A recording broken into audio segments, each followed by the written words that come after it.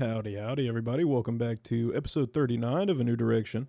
Today, we're joined in this beautiful, beautiful daylight by Magnolia.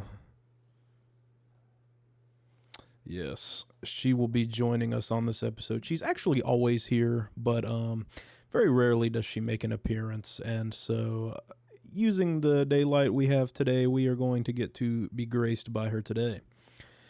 This will make 2 consecutive episodes, which is a pretty big deal. Like I said, I'm trying to get on the consistent grind with the podcast, and it's something I would like to continue and hopefully get back into the swing of things. I went back and listened to some of my older episodes. They were good. I think that there for a while I was on a good path with it, and I was doing some good stuff, making some cool content, talking about some cool topics. And Magnolia's left us yet again. What a shame. But yeah, I think that I can get back into that groove and hopefully come up with some cool stuff to talk about, i.e. this episode. More of a technology-focused episode, and I think it's kind of pertinent considering that's what I do. That's what I do for work and has always been a passion of mine. And we'll talk a little bit about my background in it as well today, I reckon. But before we dive in, let me do the music recommendation as always.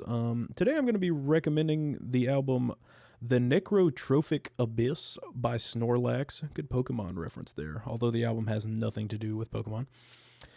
This is a Australian one-man project. It's like a blackened death metal kind of vibe, but this album specifically is mostly like black metal, I would say. Albeit with the chuggy bits and pinch harmonic kind of stuff that you don't hear as much in the genre. It kind of brings in some of those riffing ideas and concepts from death metal that I enjoy, and it works pretty well on this album, especially considering it's a one-man project. I guess I tend to be a fan of solo acts as one myself, and I think that it makes for some cool ideas and it works well. So this album, a lot of blast beats, a lot of heavy riffing, a lot of cool kind of atmospheres that are generated by the riffs, specifically the tremolo picky stuff that you find.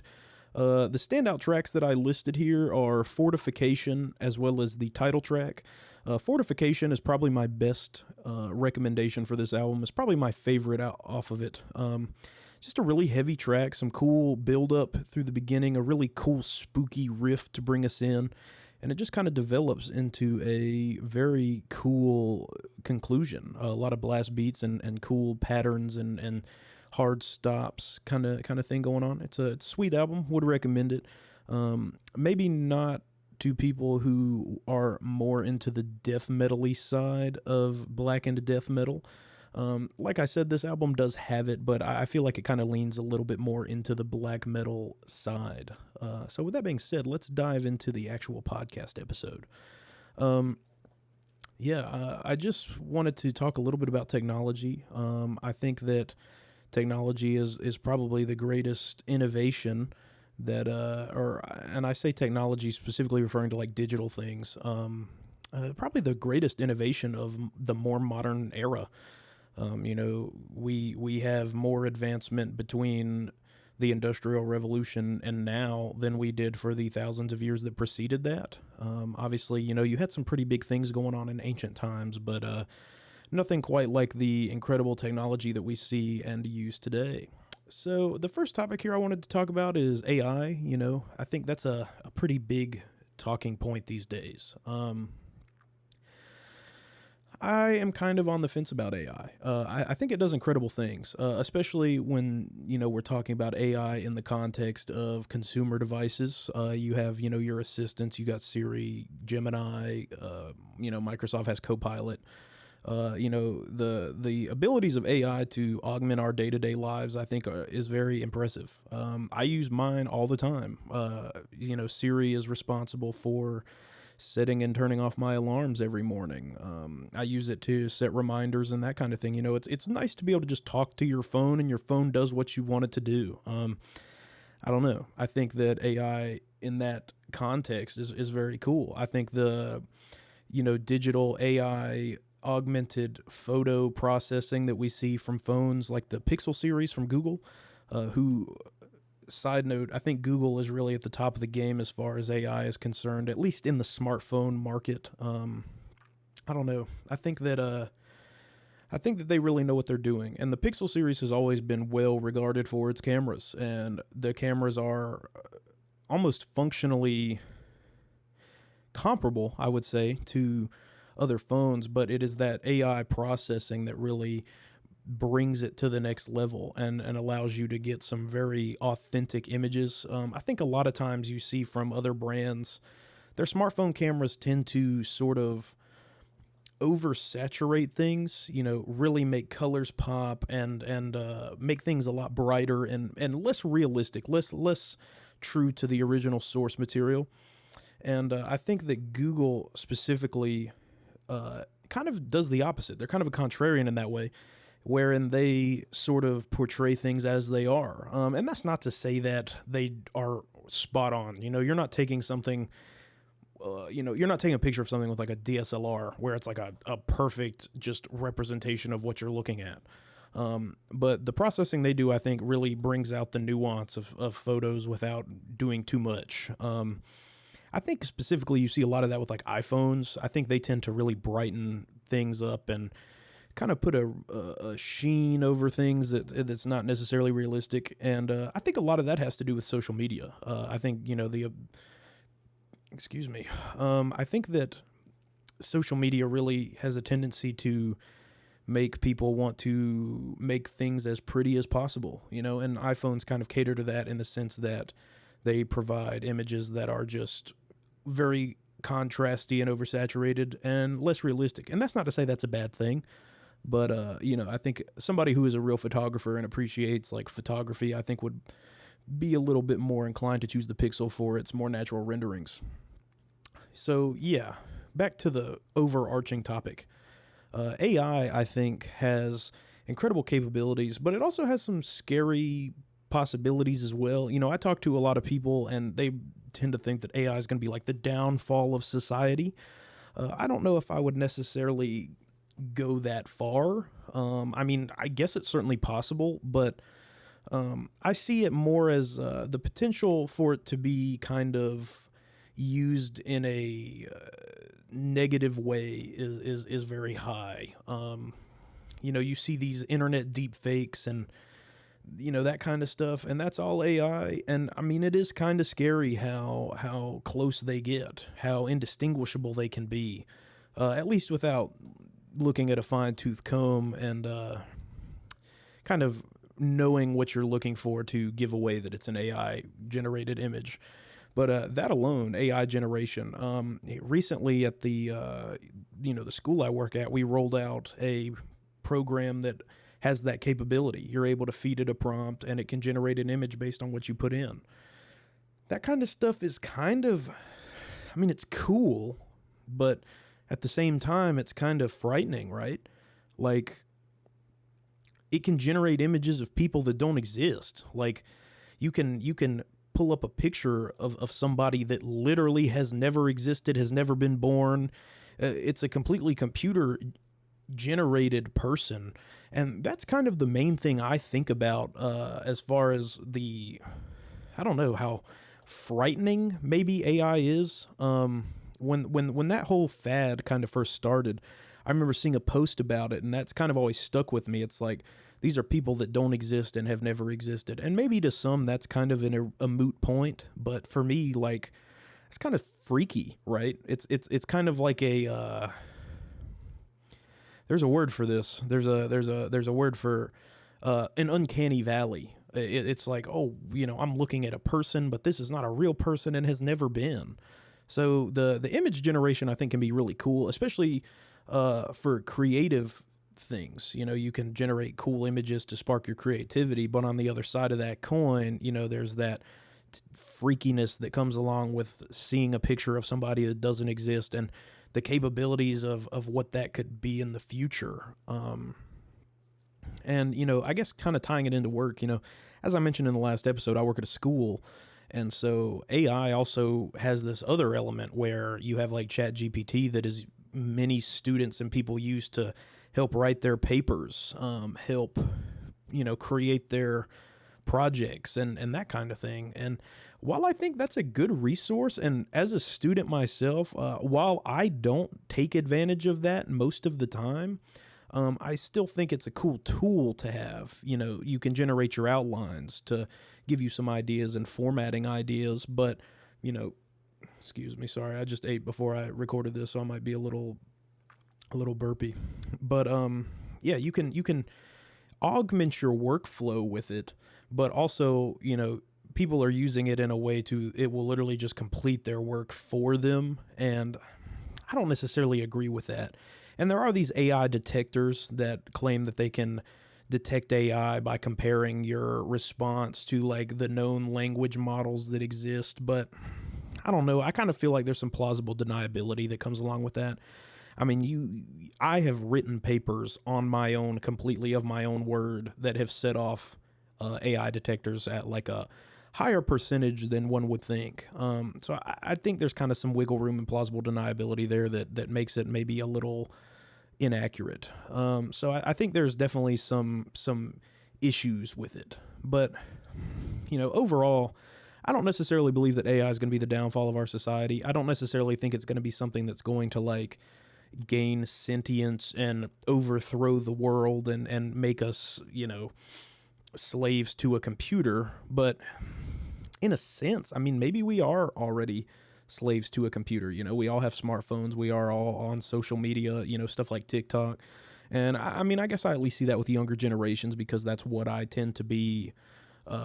You know, the environment I work in, those are the people that I'm seeing are these younger people who are always on their phones, who are always doing social media, and who are kind of stunted. I think Gen Alpha, especially, I think there's a lot of stunted development there. They don't necessarily know how to interact and have deep conversations. And, you know, you hear a lot of teachers talking about how these younger people, they don't even know how to read on grade level. You know, they don't know how to do math on grade level because, you know, between the pandemic, which kept them isolated for many years, and then the prolific addiction to cell phones and social media within that age group, I think it kind of has created a monster where these younger people are kind of off on a bad foot. I mean, I don't know. I can't really speak much more on that because being that I am a Gen Z, but I'm an older Gen Z, you know, I don't necessarily suffer from those same issues. And I think a lot of my generation probably doesn't until you get down to the younger age groups. You know, Gen Alpha, I think, is 2010. So I think, you know, people born pre 2005, 2006, I think they might not have these same issues. But the younger you get, the more applicable these things are to you. I guess this kind of turned into a little bit more of a tangent outside of AI, but you know, I guess to summarize, AI I think is a great tool, but I think it can be used in a way that makes it a bit more, I don't know, it can have negligible benefits on how you work and how you approach your creative process, you know, because that's what a lot of school stuff is when you're writing papers or, you know, doing projects or whatever, you know, you kind of, there's a creativity side there. And I think that kind of takes away from that. And then you also have like the AI music generation and stuff, you know, creativity is kind of what fuels a lot of that stuff. And when you have a computer that is able to do it for you, that kind of leaches the creative side out of it. So I don't know. I think that there are some cool things about it. There are some not cool things about it. And I really think we're just going to have to see how it develops to really determine what the implications of AI are going to be in the long term. But, excuse me, I think that, I think it's cool. I think it's cool technology as a tech person. But yeah, that kind of covers the AI topic, I would say. I think there's a lot more that could be said, but I'm not necessarily the one to do it. So let's move on. Let's talk about the new Call of Duty. Call of Duty Black Ops 6. It's kind of crazy to think that there are 6 games in this Call of Duty series of just Black Ops. You know, I remember back in the day, and I say that like I'm old, but, you know, I remember back in the day playing Black Ops 2 with all of my buddies in middle school, and like that game was awesome. And so here we are, like 10 years later, and it's still around in its own form. I don't know. But with that being said, I do think Black Ops 6 is a really good game. I've actually been having a lot of fun playing it. Me and some of my friends get on and we play it. I play on PC, and there's an element to that we'll talk about that is not so good. But me and my buddies hop on. We play the multiplayer and the zombies. The zombies is a lot of fun. Some cool progression there, and it's definitely not the same as older zombies, but I feel like it kind of pulls a little bit from Warzone in a way. But it's fun. It's kind of a refreshing take that, as somebody who is a more casual player, I can appreciate. But I think it's a fun game. The balance seems to be kind of iffy in multiplayer, and it does have like a skill-based matchmaking. So if you're playing with people who are much better than you, i.e. my friend Dylan, who is just a ridiculous god tier player, whenever I play with him, I get in these lobbies and I just get absolutely shredded. But when you have a more even mix of players from different skill levels, it works pretty well. I think you can kind of see the benefits there because you're not getting destroyed every time you play.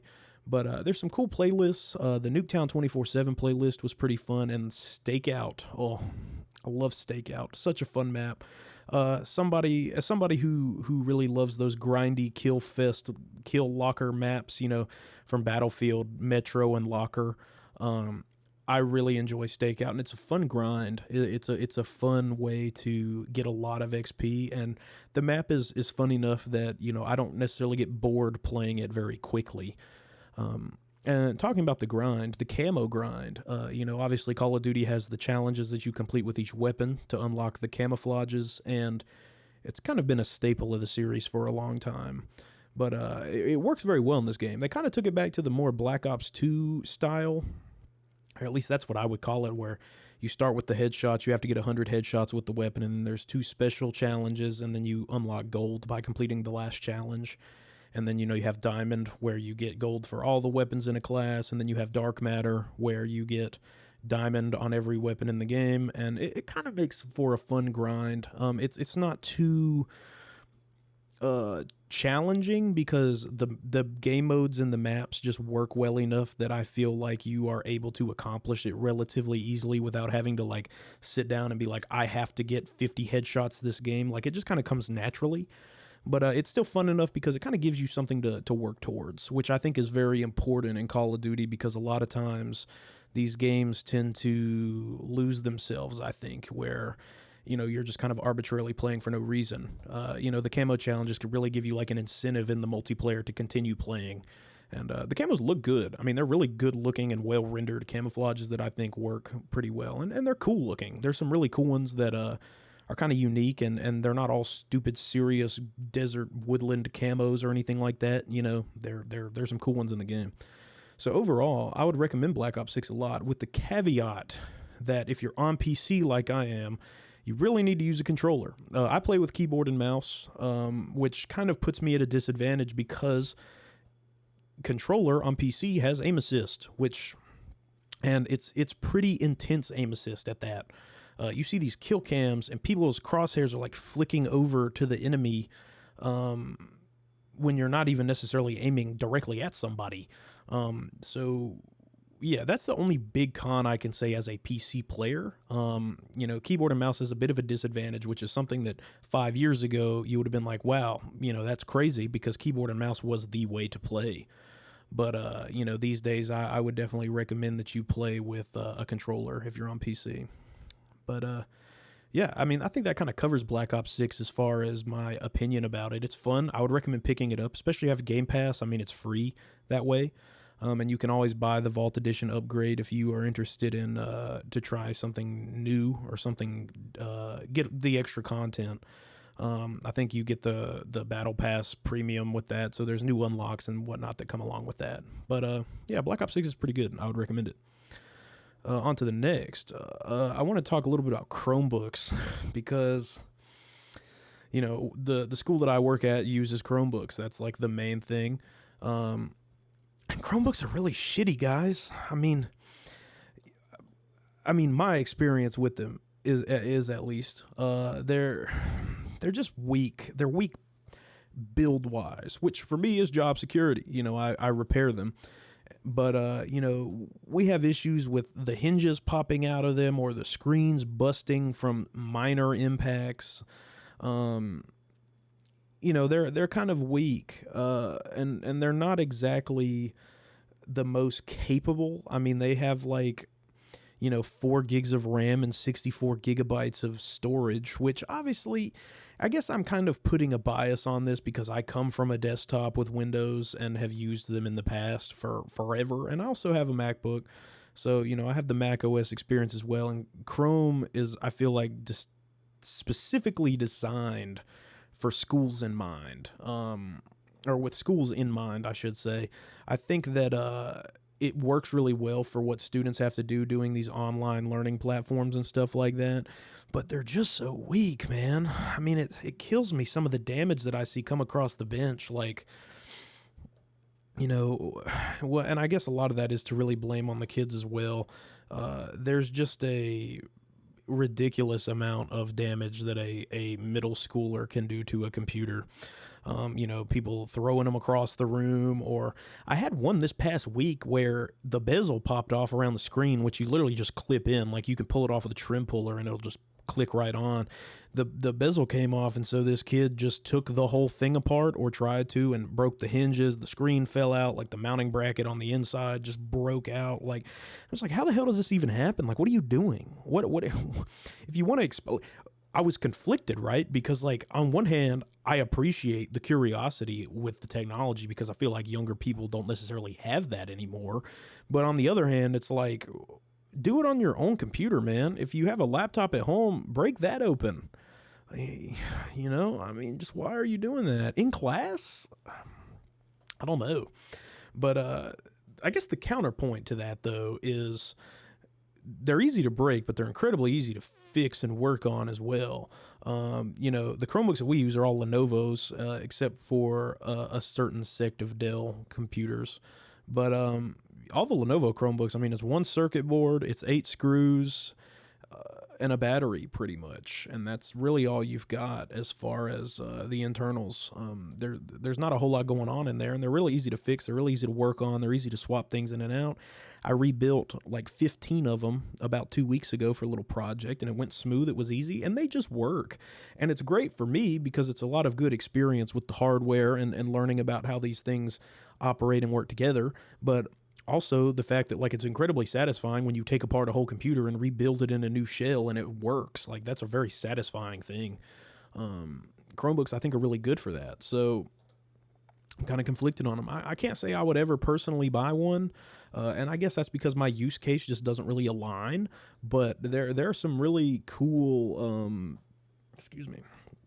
there's some really cool Chromebook factors, but they're just kind of weak. Like I said, I mean, that's really what I keep going back to.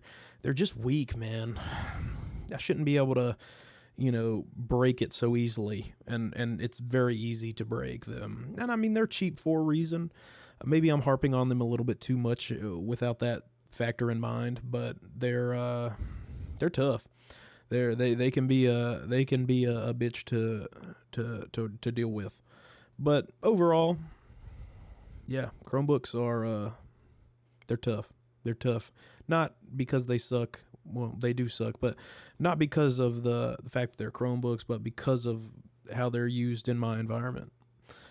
But yeah, with that being said, we're going to jump into the last topic here. I want to talk about the Lenovo Legion Go. I actually picked one of these up a couple months ago, and I actually was going to do like a review of it, which never came to fruition. But I think it's funny to go from the Lenovo Chromebooks, which are kind of trash, to the Lenovo Legion Go, which is truly an incredible product. So for those of you who are unaware, the Legion Go is like a competitor to the Steam Deck. So it's like a handheld computer where you can load your games on it and play on the go, but opposed to the Steam Deck, which runs like a Linux-based operating system that Steam has built, the Legion Go just runs Windows. So it can also be kind of a multimedia thing where you can watch Netflix or YouTube on it if you want, and you prop it up. It's got a built-in little stand, and you can prop it up and do that. And the controllers disconnect like the Switch, so you can wirelessly control it.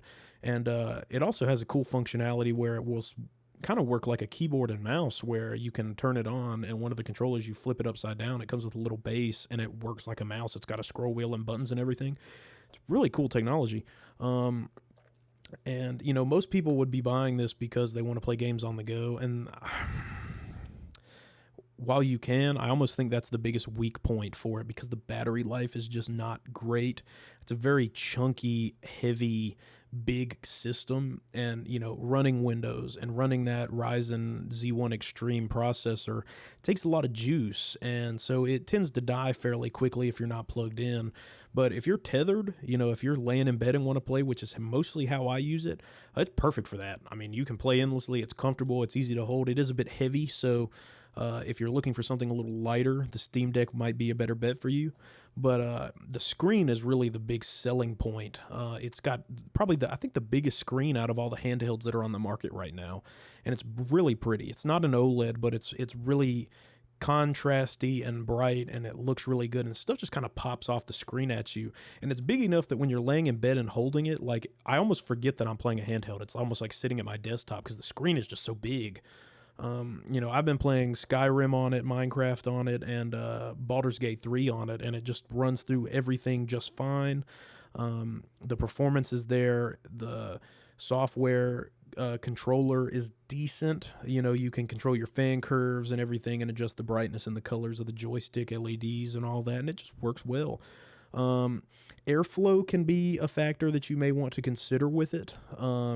It does get kind of hot, and you want to make sure you're not blocking those intake fans, because otherwise it will overheat. But the Legion Go, it's an impressive piece of technology. And kind of going back to the whole AI thing, technology has advanced so quickly. I don't necessarily feel like people thought that we would go from the Game Boy or the Nintendo DS to a literal handheld PC where you can play your Steam library or anything else right there in your hands. I mean, that's incredible stuff. And the fact that we have the technology with the chips and everything to be able to facilitate that and to run things so well, I think is incredible. The Z1 Extreme processor just bulldozes through anything you throw at it. And I mean, it's kind of outdated at this point as well. I think we're probably in line for an upgrade to that here in the near future. And maybe that means there will be a Legion Go 2 that will maybe remedy some of the issues I was talking about. I think that there's a lot of potential to really make a phenomenal, like almost perfect product with the Legion Go because of that form factor, because of the size, the screen, the convenience of having the detachable controllers and the like. I think there's a lot of potential there to, with a little refinement, make a truly perfect gaming product. But yeah, I think that kind of covers all the topics I really wanted to talk about. Like I said, it was a bit of a tech-focused episode, and I think technology is a huge part of my life. It always has been, and it continues to be, especially now that I work in the tech industry. Ooh, it's getting a little windy outside, y'all. It's been pretty windy. It's been really cold here.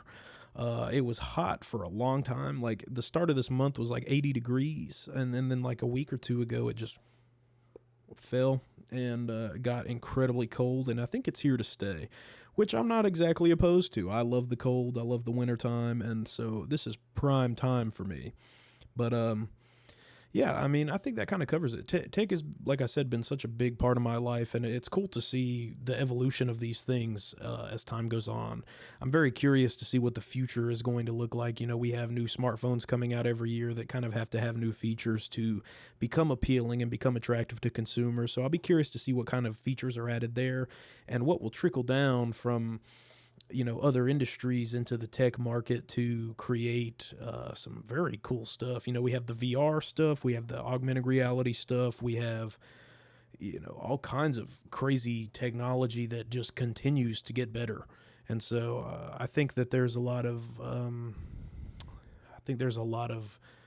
possibilities for the future, and I'm excited to see it. I'm here for it. I'm ready to go. But yeah, with that being said, this has been the second,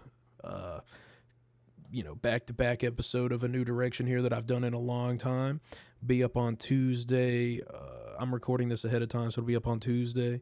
But I'll have something coming out Thursday. It will either be a podcast or a different kind of video. I have another video, a music review planned up that I'm going to be recording here soon as well that might take its place of the second podcast for Thursday. But regardless, you will be getting content both Tuesday and Thursday, hopefully every week. That's really my goal.